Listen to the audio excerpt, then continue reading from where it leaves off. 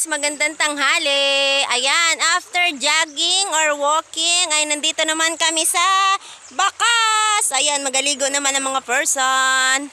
Yan po yung bato na may bakas ng paa. So, mamaya tingnan natin. Tingnan nyo naman ang ganda ng tubig din sa amin. Sarap. Beat the heat. Tingnan nyo naman guys, napakalinaw ng tubig. Ayan. So, ito na lamang yung portion ng ilog na may malakas ang tubig. Ayan, dito yan sa amin sa Bakas. Ayan, feel the nature.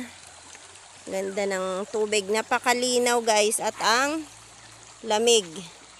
Napaka-refresh. Ang ganda naman talaga din eh. Sa mga gusto pong magligo ay parini na po kayo at talaga naman nag-aintay sa inyo iring. Napakalamig na tubig at napakagandang ambience.